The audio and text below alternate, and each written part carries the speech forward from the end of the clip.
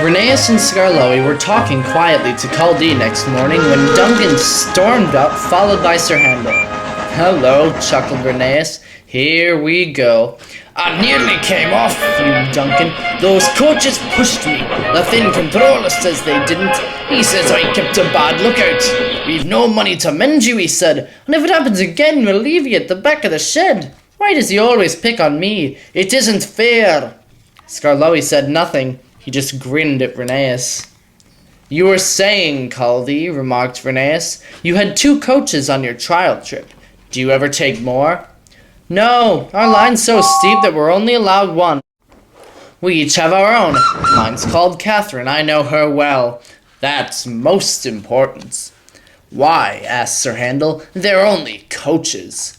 "Ours," said Kuldee, "are something more. You pull your coaches and you can see ahead. We push ours up so we can't see. They watch the line for us. The guard watches too, of course. But Catherine's so clever, I know at once if anything is wrong." "That must take a load off your mind," said Skarloey. Kuldee smiled. "But not off my buffers. Climbing's hard work and needs a lot of steam. My firemen and I have a tiring time.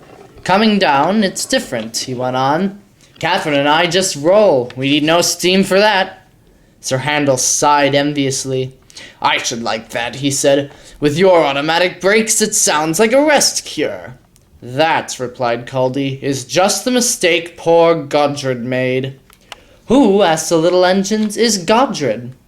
"Godred was our number 1. Named after a king," Kuldee replied. "Perhaps that went to his smoke box and made him conceited. He never kept a good lookout. He'd roll down the line looking anywhere but the track. "You'll have an accident," I told him. "Pah," he said. "I've got automatic brakes, haven't I? And Driver's got his air brake. What more do you want?" "More sense from you," I said. "No engine can stop at once if he isn't ready to obey his driver's controls." "The first thing a young engine learns," agreed Skarloey. Godred never learned sense. His driver, fireman, and the manager all spoke to him. They even took him to pieces to see if anything was wrong, but he still went on in the same old way.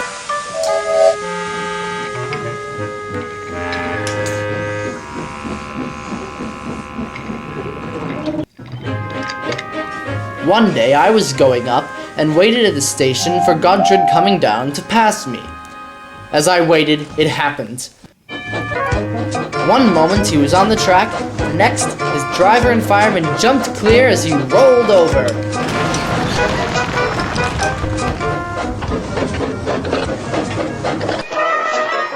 No one was hurt. His coach stayed on the rails and his guard braked her to a stop. They brought Godred back the next day. "We've no money to mend you," said the manager, "so you'll go to the back of the shed."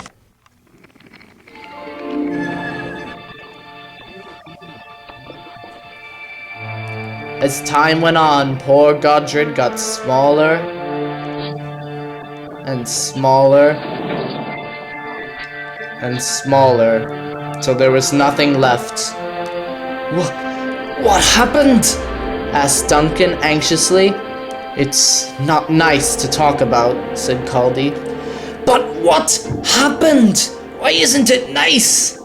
"Our drivers use Godred's parts to mend us," answered Kuldee mournfully. Sir Handel and Duncan were unusually silent after Kuldee had gone home. Neither Skarloey nor Rheneas ever mentioned that Kuldee had made the story up.